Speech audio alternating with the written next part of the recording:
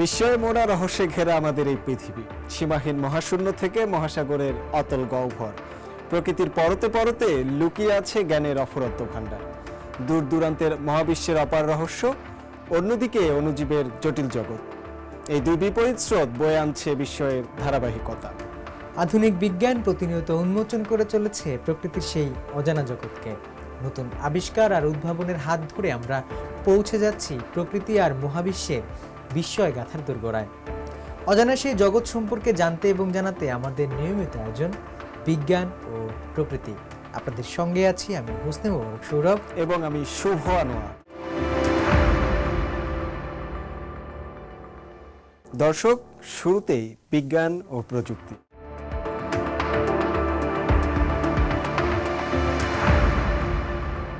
মস্তিষ্কের সরাসরি সংকেতকে ডিজিটাল কমান্ডে রূপান্তরিত করার আধুনিকতম প্রযুক্তি ইনভেসিভ ব্রেন কম্পিউটার ইন্টারফেসের সফল ক্লিনিক্যাল ট্রায়াল সম্পন্ন করল চীন। এর ফলে হাজারো মানুষ তাদের জীবনে দেখছেন নতুন আশার আলো। যারা শারীরিক প্রতিবন্ধকতার কারণে সাধারণ জীবনযাপন থেকে বঞ্চিত ছিলেন, তাদের জন্য এটি আশীর্বাদ। চিকিৎসা বিজ্ঞান এবং প্রযুক্তির দুনিয়ায় আরও এক বিশাল সাফল্যের চূড়ায় পৌঁছালো চীন। মানুষের মস্তিষ্ক ও যন্ত্রের মধ্যে সরাসরি সংযোগ স্থাপনের এক স্বপ্ন বাস্তবে রূপ দিল দেশটির বিজ্ঞানীরা। সম্প্রতি চাইনিজ একাডেমি অফ সায়েন্সেসের বিশেষজ্ঞ দল ফুতান বিশ্ববিদ্যালয়ের অন্তর্ভুক্ত হুয়াশান হাসপাতাল এবং সংশ্লিষ্ট কিছু প্রতিষ্ঠানের সহযোগিতায় সফলভাবে দেশটি প্রথমবারের মতো ইনভেসিভ ব্রেন কম্পিউটার ইন্টারফেস প্রযুক্তির ক্লিনিক্যাল ট্রায়াল সম্পন্ন করল। এই যুগান্তকারী অর্জন প্রমাণ করল মানুষের চিন্তা বা মন এখন সরাসরি কম্পিউটার নিয়ন্ত্রণ করতে পারে। মস্তিষ্কের ক্ষমতা ব্যবহার করে পক্ষাঘাতগ্রস্তদের জীবনে নতুন আলো দেখার এই পদক্ষেপ বিজ্ঞান ও মানব সভ্যতার ইতিহাসের এক গুরুত্বপূর্ণ অধ্যায়। এই অর্জনের মাধ্যমে চীন ইনভেসিভ প্রযুক্তিকে ক্লিনিক্যাল ট্রায়াল পর্যায়ে নিয়ে আসা বিশ্বের দ্বিতীয় দেশ হিসেবে নিজেদের প্রতিষ্ঠিত করল। এর আগে শুধু মার্কিন যুক্তরাষ্ট্রই এই সাফল্য পেয়েছিল। ১৩ বছর আগে এক মারাত্মক দুর্ঘটনায় আহত এক ব্যক্তি তার ৪টি অঙ্গের কার্যকারিতাই হারিয়েছিলেন। সেই চীনা ব্যক্তিটির ওপর এই পরীক্ষা চালানো হয়। অস্ত্রোপচারের মাধ্যমে তার মস্তিষ্কে ডিভাইসটি প্রতিস্থাপন করার পর অবিশ্বাস্য হলেও সত্যি মাত্র ২ থেকে ৩ সপ্তাহের সংক্ষিপ্ত প্রশিক্ষণে তিনি শুধুমাত্র তার চিন্তা বা মনের শক্তি ব্যবহার করে সফলভাবে কার রেসিংয়ের মতো ভিডিও গেম খেলতে শুরু করেন। এই আশ্চর্যজনক ইনভেসিভ প্রযুক্তিটি তৈরি করেছে চীনের বিজ্ঞানীরা সম্পূর্ণ নিজস্ব প্রযুক্তিতে। এই ডিভাইসটি আকারে একটি ছোট কয়েনের মতো, যা অস্ত্রোপচারের মাধ্যমে রোগীর মাথার খুলির একটি পাতলা অংশে প্রতিস্থাপন করা হয়। এই প্রযুক্তির প্রাণ কেন্দ্র হল এর অত্যন্ত নমনীয় নিউরাল ইলেকট্রোডগুলো। এর অগ্রভাগ এতটাই সূক্ষ্ম যে মাত্র ৫ থেকে ৮ মিলিমিটার চওড়া। এটি খুব সামান্য অস্ত্রোপচারের মাধ্যমে এই নমনীয় ইলেকট্রোডগুলো মস্তিষ্কের গুরুত্বপূর্ণ টিস্যুতে প্রবেশ করানো হয়, যেখানে এটি সরাসরি নিউরনের কার্যকলাপ শনাক্ত করতে শুরু করে। এই ক্ষুদে যন্ত্রটি এখন মানুষের মনের ইচ্ছাকে ডিজিটাল কমান্ডে রূপান্তরিত করার ক্ষমতা রাখে। গবেষক চাও চেংতুও এই ইলেকট্রোডগুলোর অবিশ্বাস্য ক্ষমতা তুলে ধরেছেন। তিনি জানান, এই সংযোগকারী ইলেকট্রোডগুলো এতটাই পাতলা যে মানুষের চুলের ১০০ ভাগেরও ১ ভাগের চেয়ে সূক্ষ্ম। তবে এর গঠন অত্যন্ত আধুনিক এবং জটিল। বিশেষ সেমিকন্ডাক্টর প্রযুক্তির মাধ্যমে প্রতিটি ইলেকট্রোডের মাথায় ৩২টি অতি ক্ষুদ্র সেন্সর যুক্ত করা হয়েছে। এই সেন্সরগুলো মস্তিষ্কের টিস্যুর ভেতরে থাকা অত্যন্ত দুর্বল নিউরাল সিগন্যালও নিখুঁতভাবে ধরে ফেলতে পারে। এটিকে বর্তমানে বিশ্বের সবচেয়ে ছোট এবং নমনীয় নিউরাল ইলেকট্রোড বলা হচ্ছে। ইলেকট্রোডটি এত নরম যে এটি বাঁকাতে যে শক্তি প্রয়োজন হয় তা মস্তিষ্কের দুটি নিউরনের নিজেদের মধ্যকার সংযোগ শক্তির প্রায় সমান। বর্তমানে ব্রেন কম্পিউটার ইন্টারফেস প্রযুক্তি প্রধানত ৩ ধরনের হয়ে থাকে: ইনভেসিভ বা অস্ত্রোপচারবিহীন, সেমি ইনভেসিভ এবং ইনভেসিভ। চীনের এই ইনভেসিভ প্রযুক্তির সাফল্য এমন লক্ষ লক্ষ রোগীর জীবনে পরিবর্তন আনতে পারে যারা সম্পূর্ণ স্পাইনাল কর্ড ইনজুরি, 2 হাত হারানো কিংবা অ্যামোমায়োট্রফিক ল্যাটারাল স্ক্লেরোসিসের মতো রোগে ভুগছেন। গবেষক দলটি আশা করছে নিয়ন্ত্রক সংস্থার অনুমোদন পেলে 2028 সালের মধ্যে এই সিস্টেমটি বাজারে আসবে। পরবর্তী ধাপে দলটির লক্ষ্য হলো এই রোগীকে একটি রোবোটিক বাহু নিয়ন্ত্রণ করতে সক্ষম করে তোলা, যাতে তিনি কাপের মতো জিনিস ধরতে বা ধরে রাখতে পারেন। এছাড়াও তারা রোবট কুকুর এবং উন্নত বুদ্ধিমান রোবটের মতো আরও জটিল ডিভাইস নিয়ন্ত্রণের মাধ্যমে রোগীদের জীবনযাত্রার সীমানা প্রসারিত করার পরিকল্পনা করেছেন। শুভ আনোয়ার, সিএমজি বাংলা। জরায়ুমুখ ক্যান্সার বিশ্বজুড়ে নারী স্বাস্থ্যের জন্য একটি বড় চ্যালেঞ্জ। এই মরণব্যাধি মোকাবেলায় এবার ঐতিহাসিক পদক্ষেপ নিয়েছে চীন। প্রথমবারের মতো তারা নিজেদের প্রযুক্তিতে তৈরি 9 valent human papilloma virus vaccine অনুমোদন দিয়েছে। বিস্তারিত থাকছে আমার করা আরও একটি প্রতিবেদনে। জরায়ুমুখ ক্যান্সার প্রতিরোধে বিশাল সাফল্য অর্জন করল চীন। দেশটির জাতীয় চিকিৎসা পণ্য প্রশাসন সম্প্রতি চীনের প্রথম নিজস্ব প্রযুক্তিতে তৈরি 9 valent human papilloma virus vaccine অনুমোদন দিয়েছে। এই ভ্যাকসিনটির নাম সেকোলিন 9। ভ্যাকসিনটি যৌথভাবে তৈরি করেছে সিয়াংআন বায়োমেডিসিন ল্যাবরেটরি, শিয়ামেন বিশ্ববিদ্যালয় এবং ওয়াইনটাইন বায়োফার্মা। এই অনুমোদনের মাধ্যমে চীন যুক্তরাষ্ট্রের পর বিশ্বের দ্বিতীয় দেশ হিসেবে উচ্চ ভ্যালেন্সির এইচপিভি ভ্যাকসিনের নিজস্ব সরবরাহের সক্ষমতা অর্জন করল। 2019 সাল থেকে সেকোলিন 9 ভ্যাকসিনটি চীনের বিভিন্ন স্থানে 5টি ক্লিনিক্যাল ট্রায়ালের মধ্য দিয়ে গেছে। এই ট্রায়ালগুলোতে 9 থেকে 45 বছর বয়সী 11,000-এরও বেশি সুস্থ স্বেচ্ছাসেবক অংশ নিয়েছিলেন। ট্রায়ালের ফলাফল থেকে দেখা গেছে এই ভ্যাকসিনটি এইচপিভি 16 ও 18 টাইপের বিরুদ্ধে শক্তিশালী সুরক্ষা প্রদান করে। এছাড়াও এটি এইচপিভি 31, 33, 45, 52 এবং 58 সহ আরও 5টি টাইপের বিরুদ্ধে কার্যকর। বিশেষত 9 থেকে 17 বছর বয়সী নারীদের জন্য মাত্র 2টি ডোজই পর্যাপ্ত অ্যানাক্রম্যতা তৈরি করতে সক্ষম, যা 18 থেকে 26 বছর বয়সী নারীদের 3 ডোজের অ্যানাক্রম্যতার সমতুল্য। 15 থেকে 17 বছর বয়সী নারীদের জন্য এটি বর্তমানে চীনের একমাত্র 2 ডোজ এইচপিভি ভ্যাকসিন। একটি তুলনামূলক গবেষণায় দেখা গেছে এই নতুন ভ্যাকসিনটি সম্পূর্ণ টিকাকরণের পর অন্তত 30 মাস পর্যন্ত আন্তর্জাতিক মানের অনুরূপ পণ্যগুলোর সঙ্গে তুলনীয় অ্যানাক্রম্যতা প্রদান করে। এই গবেষণার ফলাফল দ্য ল্যান্সেট ইনফেকশাস ডিজিজেস জার্নালে প্রকাশ করা হয়েছে। এই নতুন ভ্যাকসিনটি সেই গবেষণা দলেরই সর্বশেষ অর্জন, যারা 2019 সালে চীনের প্রথম নিজস্ব প্রযুক্তিতে তৈরি 2 ভ্যালেন্ট এইচপিভি ভ্যাকসিনও তৈরি করেছিল। 2021 সালে সেই 2 ভ্যালেন্ট এইচপিভি ভ্যাকসিনটি বিশ্ব স্বাস্থ্য সংস্থা থেকে প্রি কোয়ালিফিকেশন লাভ করে এবং এরপর থেকে 21টি দেশের বাজারে এসেছে। শুভ আনোয়ার, সিএমজি বাংলা।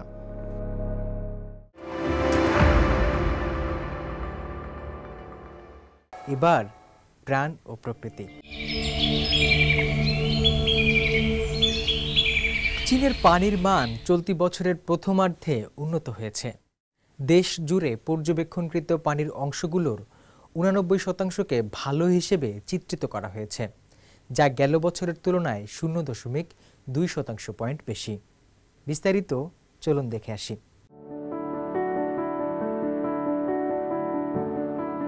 চীনের পানির মান চলতি বছরের প্রথমার্ধে উন্নত হয়েছে। দেশ জুড়ে পর্যবেক্ষণকৃত পানির অংশগুলোর 89%কে ভালো হিসেবে চিহ্নিত করা হয়েছে, যা গত বছরের তুলনায় 0.2% পয়েন্ট বেশি। মঙ্গলবার বেইজিংয়ে পরিবেশ ও পরিবেশ মন্ত্রণালয়ের এক কর্মকর্তা এ তথ্য জানান। জল, পরিবেশ ও পরিবেশ বিভাগের মহাপরিচালক চিয়াং হুয়া জানান, জানুয়ারি থেকে জুলাই পর্যন্ত সময়ের হিসাব অনুযায়ী পানির মানোন্নয়ন আরও স্পষ্ট, যেখানে গত বছরের তুলনায় 0.4% পয়েন্ট বৃদ্ধি পেয়েছে। চলতি বছরের প্রথমার্ধে দেশজুড়ে 89% পৃষ্ঠস্থ পানির অংশের মান ভালো ছিল, যা গত বছরের তুলনায় 0.2% পয়েন্ট বেশি। জানুয়ারি থেকে জুলাইয়ের হিসাবে এই হার আরও বেড়ে 0.4% পয়েন্টে দাঁড়িয়েছে। এটি স্থিতিশীল উন্নতির ইঙ্গিত দেয়। চীনজুড়ে জেলা স্তরের শহরগুলোতে 90%-এরও বেশি কালো ও দুর্গন্ধযুক্ত পানির উৎস দূর করা হয়েছে। চতুর্দশ পঞ্চবার্ষিক পরিকল্পনায় চীন নদী, হ্রদ ও জলাশয়ের সুরক্ষা ও ব্যবস্থাপনায় গুরুত্বপূর্ণ অগ্রগতি অর্জন করেছে। সরকার পানি দূষণ প্রতিরোধ ও নিয়ন্ত্রণে মোট ১২৪.৫ বিলিয়ন ইউয়ান বরাদ্দ দিয়েছে, যা ৬,০০০-এরও বেশি গুরুত্বপূর্ণ প্রকল্পকে সহায়তা করছে। দেশের ৭টি প্রধান নদী অববাহিকা তথা ইয়াংজি নদী, ইয়েলো রিভার, পার্ল নদী, সোংহুয়া নদী, হাইহ ইত্যাদি মিলিয়ে মোট ৫,৮০,০০০ কিলোমিটার নদী ও হ্রদের তীরভূমি পর্যবেক্ষণ করা হয়েছে। পয়ঃনিষ্কাশন সংস্কারের কাজের অগ্রগতি ইতোমধ্যে ৯০% অতিক্রম করেছে বলে জানিয়েছে মন্ত্রণালয়। এদিকে দক্ষিণের কুয়াংতং, হংকং, ম্যাকাও গ্রেটার বে এরিয়ার সামুদ্রিক পরিবেশ ২০২৪ সালে বেশ উন্নত হয়েছে। সম্প্রতি প্রকাশিত প্রতিবেদনে এ তথ্য জানিয়েছে চীনের প্রাকৃতিক সম্পদ মন্ত্রণালয়ের সাউথ চায়না সি ব্যুরো এবং অন্যান্য সরকারি সংস্থা। প্রতিবেদনটিতে গ্রেটার বে এরিয়ার সামুদ্রিক পরিবেশ রক্ষায় গৃহীত যৌথ উদ্যোগগুলোর ধাপে ধাপে সাফল্য তুলে ধরা হয়েছে। এতে বলা হয়, উপসাগরের প্রবাল প্রাচীর ও ম্যানগ্রোভ বনাঞ্চল এখন উৎকৃষ্ট পর্যায়ে রয়েছে। নদীমুখ ও উপসাগরীয় পরিবেশ ব্যবস্থা স্থিতিশীল আছে। এছাড়া চীনা সাদা ডলফিন ও সামুদ্রিক কচ্ছপের মতো বিরল প্রজাতির সামুদ্রিক প্রাণী কার্যকর সুরক্ষার আওতায় রয়েছে। গ্রেটার বে এরিয়ার নদী ও সমুদ্র রক্ষার দায়িত্বপ্রাপ্ত পরিবেশ সংস্থাগুলোর কার্যক্রমও জোরদার হয়েছে। এই উদ্যোগে রয়েছে সামুদ্রিক পরিবেশ জরিপ ও গবেষণা পরিচালনা, ব্যবস্থাপনা নীতিমালা ও নিয়ন্ত্রণ ব্যবস্থা উন্নয়ন এবং পুনরুদ্ধার প্রকল্প এগিয়ে নেওয়া। বায়ুদূষণ নিয়ন্ত্রণেও সাম্প্রতিক দশকে অনবদ্য অগ্রগতি দেখিয়েছে চীন, যার প্রশংসা করেছে স্বয়ং জাতিসংঘ। সম্প্রতি জাতিসংঘ পরিবেশ কর্মসূচি চায়না অফিস আয়োজিত এক অনুষ্ঠানে বক্তব্য রাখেন জাতিসংঘের চীনে আবাসিক সমন্বয়ক সিদ্ধার্থ চট্টোপাধ্যায়। তিনি বলেন, একসময় বিশ্বের দূষিত শহরগুলোর একটি ছিল বেইজিং, এখন সেটি পরিচ্ছন্ন। বাতাসের গুণমানে বিশ্বে রীতিমতো আদর্শে পরিণত হয়েছে। চীন সঠিক নীতিমালা নিয়েছিল এবং সমাজ, বেসরকারি খাত, রাষ্ট্রায়ত্ত প্রতিষ্ঠান সহ যেসব কোম্পানি দূষণ ঘটাচ্ছিল তাদের সঙ্গে অংশীদারিত্ব গড়ে তোলা হয়েছে। এখানে সবাই একটি সাধারণ লক্ষ্য তথা শিশু, প্রাপ্তবয়স্ক সহ সবার জন্য উন্নত পরিবেশের স্বার্থে একজোট হয়েছে। তাই বেইজিং এখন একটি সফল মডেল হিসেবে বাকিদের চেয়ে আলাদা। গত এক দশকে চীনের জিডিপি ৬৯% বেড়েছে, অথচ একই সময়ে বাতাসে দূষণ সৃষ্টিকারী PM ২.৫ মাত্রা ৫৭% কমেছে। অর্থনৈতিক প্রবৃদ্ধির পাশাপাশি চীনের বায়ুমানের এই ব্যাপক উন্নতি আন্তর্জাতিক অঙ্গনে ব্যাপক সাড়া ফেলেছে। তামান্না জেনিফার, CMG বাংলা। চীনের নেতৃত্বে শুরু হয়েছে গ্লোবাল হাদাল এক্সপ্লোরেশন প্রোগ্রাম, যা বিশ্বের গভীরতম সমুদ্র অঞ্চল অধ্যয়নের জন্য আন্তর্জাতিক সহযোগিতার বড় উদ্যোগ। চাইনিজ একাডেমি অব সায়েন্সেসের নেতৃত্বে 10টিরও বেশি দেশের বিজ্ঞানীরা অংশ নেন এই প্রোগ্রামে, যেখানে সমুদ্রপৃষ্ঠ থেকে ৬,০০০ থেকে ১১,০০০ মিটার গভীরে প্রবেশ করে নানান পরীক্ষা নিরীক্ষা ও নমুনা সংগ্রহ করা হয়।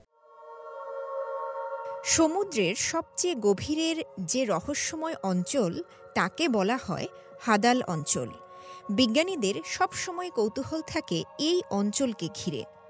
কি হয় এখানে, কারা থাকে এখানে, কেমন এখানকার বাস্তুতন্ত্র।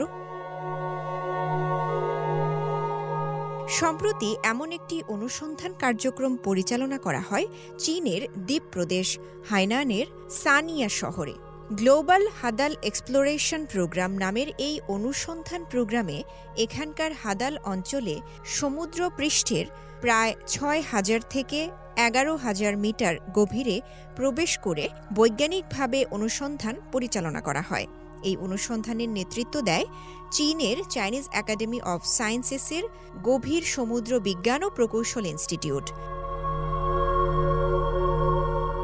এই কর্মসূচিতে নিউজিল্যান্ড, ডেনমার্ক, জার্মানি, চিলি সহ 10টিরও বেশি দেশের গবেষণা প্রতিষ্ঠান অংশ নেয়। গ্লোবাল হাদাল এক্সপ্লোরেশন প্রোগ্রামের প্রধান উদ্দেশ্য হল হাদাল বিজ্ঞানের এখন পর্যন্ত চলে আসা খণ্ডিত প্রচেষ্টা থেকে সরে এসে একটি সমন্বিত ও পদ্ধতিগত অনুসন্ধানের দিকে অগ্রসর হওয়া, যার মাধ্যমে গভীর সমুদ্রের বাস্তুতন্ত্রের বৈজ্ঞানিক বোঝাপড়াকে একটি নতুন রূপ দেওয়া। কর্মসূচির কেন্দ্রবিন্দুতে রয়েছে চীনের উন্নত মানের সাবমেরিন ফেওনতো 6, যা সমুদ্রের গভীরে প্রবেশ করে উচ্চ মানের নমুনা সংগ্রহ করতে পারে এবং ইন সিতু পরীক্ষা করতে পারে। চিলির অধ্যাপক ওসভালদো উল্লোয়া এবং নিউজিল্যান্ডের সামুদ্রিক বিজ্ঞানী ড্যানিয়েল লেডুক এই চীনা সাবমেরিনের ভূয়সী প্রশংসা করেন। এটি একটি বিশাল সুযোগ। এই প্রোগ্রামের অংশ হওয়া আমাদের জন্য সত্যি সম্মানের। আমাদের সামনে আছে আতাকামা ট্রেন্স, যা ৮,০০০ মিটারেরও বেশি গভীর। পৃথিবীতে মাত্র 2টি সাবমেরিন আছে যা এই ট্রেন্সের সবচেয়ে গভীরে যেতে সক্ষম। আমি ২০২২ সালে লিমিটিং ফ্যাক্টর নামের একটি মার্কিন সাবমেরিনে গিয়েছিলাম, কিন্তু সেটা গভীরে যেতে পারলেও পরীক্ষা নিরীক্ষা করতে পারত না। কিন্তু চীনের এই সাবমেরিন অনেক বেশি উন্নত, কারণ এটির মাধ্যমে আমরা পরীক্ষা নিরীক্ষা এবং নমুনা সংগ্রহ করতে পারি। তাই এটি আমাদের জন্য একটি অসাধারণ প্ল্যাটফর্ম।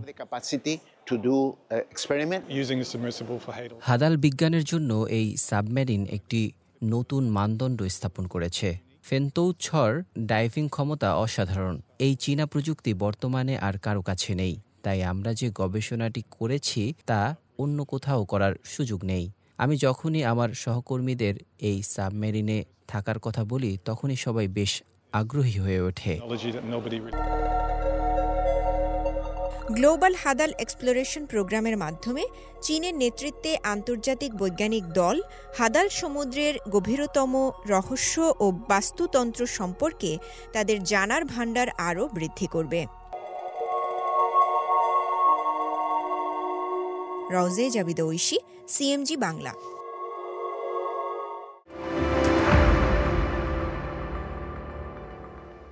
ভূত উদ্ভিদ। ঘন অন্ধকার জঙ্গলে এরা থাকে।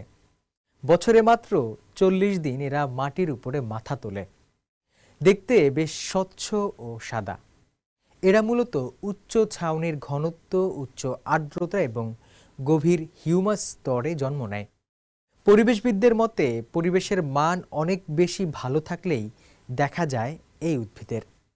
চীনে কিভাবে পাওয়া গেল এই ভূত উদ্ভিদ, চলুন শুনে আসি। চীনের একদল গ্রামবাসী তাদের স্থানীয় বনে হঠাৎ একদিন 20টিরও বেশি অদ্ভুত উদ্ভিদ খুঁজে পান। এই উদ্ভিদগুলো ছিল সম্পূর্ণ সাদা এবং স্বচ্ছ। গ্রামবাসীরা দ্রুত এই রহস্যময় উদ্ভিদটির পরিচয় জানার জন্য যোগাযোগ করেন কাউন্টির বন বিভাগের সাথে। এরপর কাউন্টি কর্তৃপক্ষ তাদেরকে জানান এই উদ্ভিদের নাম ঘোস্ট প্লান্ট বা ভূত উদ্ভিদ, যা চীনের একটি বিরল প্রজাতি। উত্তর পশ্চিম চীনের শানসি প্রদেশের ছেনফিং কাউন্টির চেংকুয়ান শহরে মূলত এই ঘটনাটি ঘটে। ছেনপিং কাউন্টি বন বিভাগের একজন কর্মী লি চিয়ানচুন বলেন, এই উদ্ভিদটি এরিকাসি পরিবারের একটি ভেষজ বহুবর্ষজীবী স্যাপ্রোফাইট এবং অর্কিড নয়। এটি মূলত পরিবেশের মান অনেক বেশি ভালো থাকলেই দেখা যায়। 2013 সালে এটিকে চীনের জীববৈচিত্র্যের লাল তালিকায় অর্থাৎ জাতীয় স্তরের প্রায় হুমকির মুখে থাকা প্রজাতি হিসেবে তালিকাভুক্ত করা হয়। চীনে সম্প্রতি আবিষ্কৃত হয়েছে এক বিরল পোকা, যাকে বলা হয় পোকামাকড়ের জগতের জায়ান্ট পান্ডা। উজ্জ্বল রঙের এই পোকাটির নাম চেইরোটোনাস জানসনি। এই প্রজাতি টিকে থাকতে প্রয়োজন হয় সমৃদ্ধ বনভূমি, দূষণমুক্ত বাতাস এবং পরিষ্কার জলের উৎস। ঐতিহাসিকভাবে এই পোকার প্রধান আবাস ছিল দক্ষিণ চীনের ফুজিয়ান ও কুয়াংতুং প্রদেশে। তবে সম্প্রতি এটি আবিষ্কৃত হয়েছে উত্তর পশ্চিম চীনের শানসি প্রদেশের হানচং শহরের ছেনপা কাউন্টিতে। এখানে এই পোকার উপস্থিতি বিশেষ তাৎপর্যপূর্ণ, কারণ 1982 সালে একে বিলুপ্ত ঘোষণা করা হয়েছিল। এরপর দীর্ঘ 22 বছর পর এটি আবার দেখা যায় চিয়াংশি প্রদেশে। পরবর্তীতে 2020 সালে হানচংয়ের ইয়াং কাউন্টিতে একটি মৃত নমুনা পাওয়া গিয়েছিল।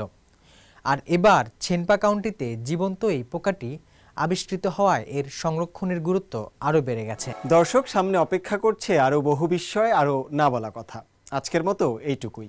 আবার ফিরে আসবো আগামী সপ্তাহে প্রাণ, প্রকৃতি আর বিজ্ঞানের নতুন আলো নিয়ে। সে পর্যন্ত সুস্থ থাকুন, ভালো থাকুন, ভালোবাসুন বিজ্ঞানকে, সঙ্গে থাকুন প্রকৃতির। ধন্যবাদ।